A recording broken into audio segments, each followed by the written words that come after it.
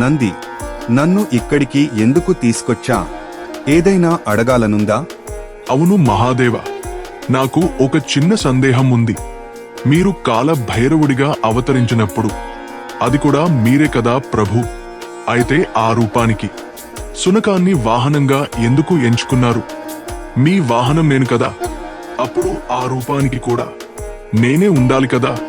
ఓహో, ఇదేనా నీ సందేహం? లేదా అసూయ పడుతున్నావా?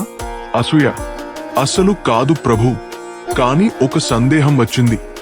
నేను మీ కాలభైరవ రూపానికి సరిపడా భయంకరంగా లేనా అని. నంది, ముందుగా ఒకటి తెలుసుకో.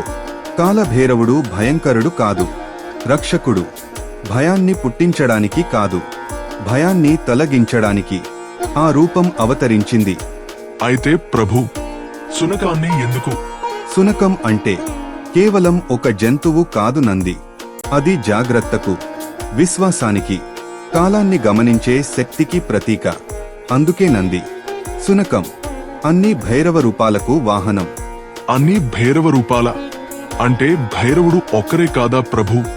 అవును నంది, సృష్టి మొత్తం రక్షించబడేందుకు నేను భైరవుడిగా 8 రూపాలు ధరించాను. వారే అష్ట భైరవులు.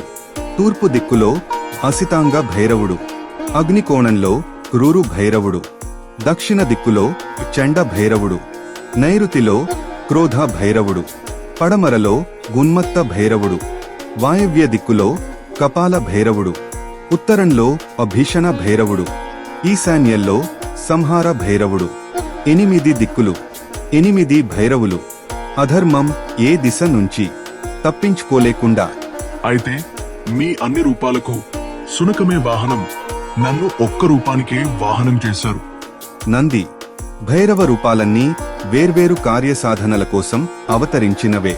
కాని నా అసలు స్వరూపానికి నా పక్కన నిలిచేది నువ్వే. నువ్వు నా వాహనం మాత్రమే కాదు, నా అత్యంత విశ్వసనీయ సహచరుడు. నిన్ను మించినవాడు ఈ సృష్టిలో లేడు. అలా అయితే సంతోషమే ప్రభు.